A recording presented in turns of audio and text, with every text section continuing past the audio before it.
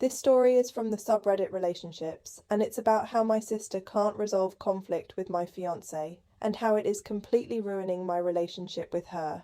I should start with some background. My sister Rebecca and I are opposites in many ways. I'm very emotional, but she is not. Ever since we were young, whenever we got into arguments, we would always just walk away and come back later, as if nothing had happened. We never really talked about the problems because when we did, she would always get irritated that I wouldn't just let something go. In fact, quite recently, she stated with much pride how we can always get angry at each other and fight and just come back and put it all behind us. This would be fine if I didn't get hurt so often and so easily. Now that I'm older, I'm seeing how unhealthy it is to leave these conflicts unsettled. She also has a very difficult time ever apologizing. Anyway, the issues started last summer. I had been dating my fiance for about a year at that time, and I was living with my sister. Meanwhile, she had been continuing her turbulent, abusive relationship with her boyfriend of 5 years, Charlie. On this particular day, I was with my boyfriend, who we'll call Keith. He and I were hanging out when I got a call from my sister's boyfriend, Charlie. Charlie said that if my sister wants to come get her laundry and her purse, they were outside waiting for her. I was confused, although this wasn't the first time he had roped me into one of their fights.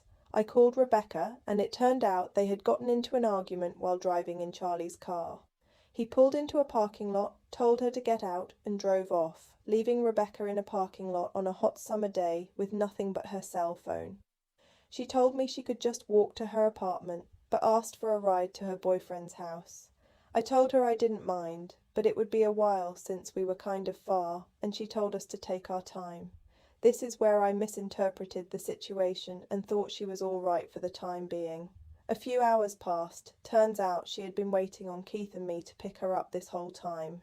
She was livid, called me crying, and Keith and I left immediately. But right before we got to the door, Charlie called me. Told me I was a terrible sister, screamed profanities, and hung up on me without letting me talk. I felt like the crappiest human being in existence, and I started crying. Keith was pissed the whole ride down. I had never seen my boyfriend this mad in my life. We finally got down there and went to Charlie's place. The garage door was open, and they were just standing there as if nothing had happened. They were already back together. I apologized to my sister about misinterpreting, but she of course didn't apologize to me. I wanted to just leave, but Keith was still incredibly pissed about how Charlie had treated me. Keith confronted Charlie about his treatment of Rebecca and me. He let him know that calling me out of the blue to scream profanities at me wasn't something that was going to be tolerated. Charlie responded by telling Keith, "You'd better get the hell out of here before I put you in the ground. You're lucky she's here, or you'd already be dead." They started shouting at each other and we left in a blaze. During the next few months there was obviously a lot of tension between all of us. I ended up moving out for school, and Rebecca and I ended up getting into a huge argument. I didn't talk to her for a few months, and when we finally met up again, she just acted like the whole thing had never happened. A few months later, my boyfriend proposed. When I told my sister, she replied with nothing but, "F you." A few weeks ago, we all went out to dinner with family. Keith is a very quiet person and doesn't share a lot, so he barely spoke. There was a mix-up with paying the bill, where Keith begrudgingly had to tell everyone that he wasn't willing to split the check evenly. Keith and I had ordered frugally off the menu, while Rebecca and Charlie splurged on appetizers and 12 drinks. Nobody mentioned anything until 2 weeks later, when Charlie texted me out of nowhere, complaining that if Keith had a problem with the way the check was split, he should have spoken up. I was irritated and told him that if he had a problem with my fiance, he could talk to Keith himself. He never answered. I ended up meeting with my sister a couple of weeks later. She basically said, "Look, I don't mean to be rude, but your fiance is really quiet and doesn't seem to be making an attempt to talk to us. I think he just feels obligated to be with us."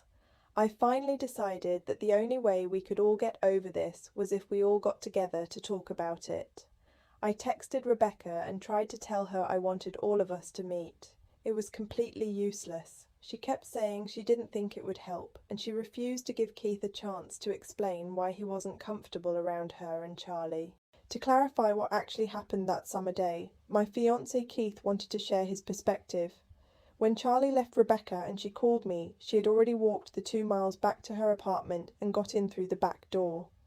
When I offered to lend her my car to go over to her boyfriend's house, Rebecca refused in no uncertain terms. She said that she didn't want to put us out and that we would be able to take care of everything when we returned. We assumed that she would be fine waiting, mostly because she's a grown woman, and she said she would be. Furthermore, our parents live literally 10 minutes from where this all transpired, and she didn't even try to call them for help. Now, let's take a look at what the online community had to say about this situation. One user commented, "She should not be your maid of honor. If she wants to be a part of your life with Keith, then she needs to put in some work. Keith has every reason not to like her or Charlie. They are toxic and disrespectful, and your future husband needs to be your priority going forward. Sounds like you need to grow a spine and tell your sister what you really think. Start adulting." Another user wrote, "You did mess up with the picking her up thing, but at the same time, she clearly did figure it out and made it back to Charlie yet again.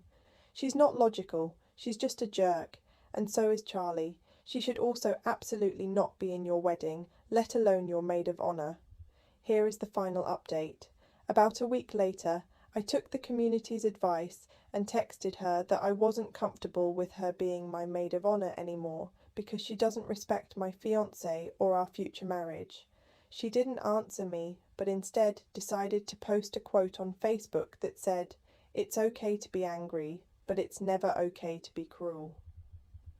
Later that evening, Charlie texted me and accused Keith of being a coward. I texted her again and said, "You know, the problem isn't just between the boys, it's between the two of us." She sent me a text that said I was living in a world of delusion, and that's all she had to say to me. Then this last weekend, I went to talk to my parents. My mum mentioned that Rebecca had given her a message to pass down to me, saying that she just doesn't respect Keith or our future marriage. I texted Rebecca and told her, "I don't expect you to be ecstatic, but maybe a little more support than telling me to go F myself when I tell you I'm engaged." She blew up and literally said everything was my fault, not hers, and that I needed to stop playing the victim. The last thing she sent me was, "Have fun at your wedding." I haven't said anything else to her, and I don't really intend to. I blocked Charlie's calls and texts. This wedding will be a lot better without my sister's toxic influence. I'm definitely keeping limited to no contact with her from now on.